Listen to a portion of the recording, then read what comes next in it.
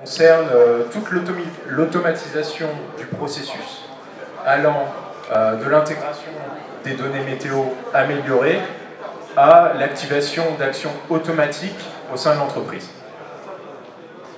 Donc je vais illustrer ça à travers un exemple concret, donc l'optimisation des ventes de barbecue.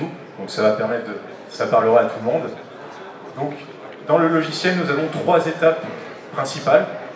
La première, elle concerne le sourcing et l'intégration des données météo. Donc on va pouvoir établir un contexte météo. Prenons ici comme exemple des températures maximales, sur les 3 jours consécutifs, des températures maximales supérieures à 23 degrés, pas de pluie, une couverture nuageuse faible, et ainsi qu'un vent faible. À partir de là, le logiciel va transformer ce contexte météo en indicateur d'impact pour le produit. Donc on va qualifier cet impact en 4 niveaux, très favorable, favorable, défavorable, très défavorable. Et pour chaque niveau, on va pouvoir définir une stratégie adaptée. Et pour cette stratégie, nous allons pouvoir réaliser des actions automatiques, qu'elles soient commerciales ou opérationnelles. Donc ça peut être la hausse des bids et du budget pour une campagne Google AdWords, la communication automatique sur des réseaux sociaux comme Facebook, l'envoi de messages CRM géolocalisés et adaptés, des alertes pour mon ERP, etc.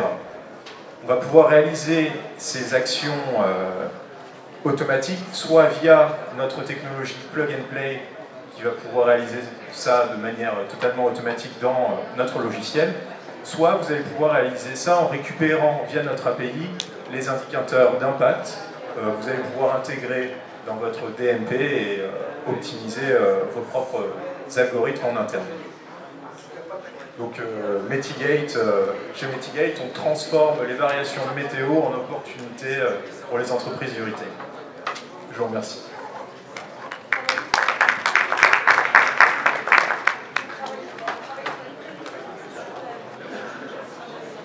Alors, la question, c'est si on travaille sur les prévisions ou la visibilité des 3 derniers jours.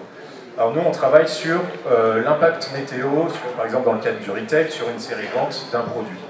Donc l'impact météo, c'est pas seulement regarder la météo en temps réel, la météo qui a fait aujourd'hui, mais c'est comprendre le comportement d'achat du client.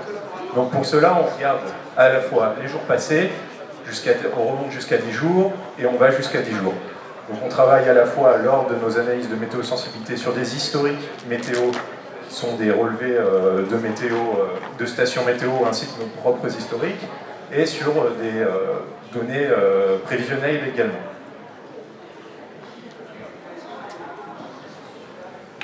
Petite question sur la gestion des campagnes.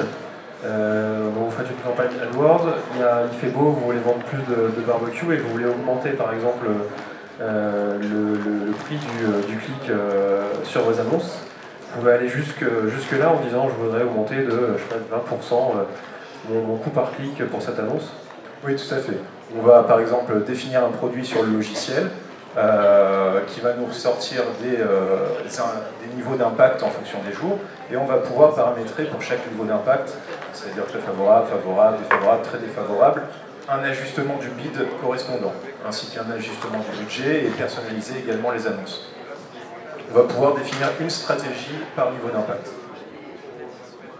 Et est-ce qu'on peut imaginer au niveau de nos métiers, donc de nos managers commerce, nos chefs de rayon, la possibilité d'accéder à une information qualifiée qui leur permettrait de dire voilà, dans les 3 jours à venir il va faire beau, tu es chef de rayon jardin, il est temps de sortir tes barbecues. Est-ce qu'on pourrait imaginer un niveau de précision tant au niveau de la donnée qu'au niveau du personnel à cibler du manager de marché commerce? Tout à fait, c'est utilisé chez nos clients en magasin également, où par exemple un chef de secteur va pouvoir visualiser les indices de la semaine sur ces différents produits, et à partir de là prendre les décisions en conséquence en ce qui concerne mettre le bon produit en avant au bon moment, réajuster les stocks, gérer son rayon. Donc, oui, tout à fait. Oui. Et au niveau de votre modèle économique, c'est un système d'abonnement? Comment ça fonctionne? Exactement, c'est un logiciel qui marche sous forme de licence.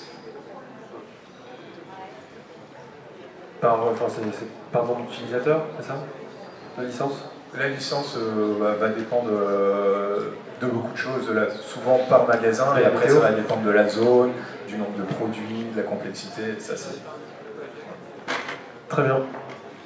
Est-ce que vous avez un système, par votre historique, un comparatif qui permet de dire avant l'utilisation de votre solution, on vendait tant d'articles, et après optimisation avec les informations que vous apportez, on a généré une augmentation de plus 5%, plus 10%? Nos premiers clients utilisant en magasin le logiciel ont fait des gains de performance à 2 chiffres.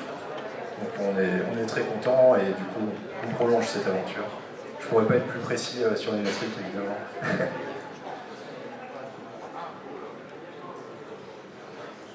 Une dernière question?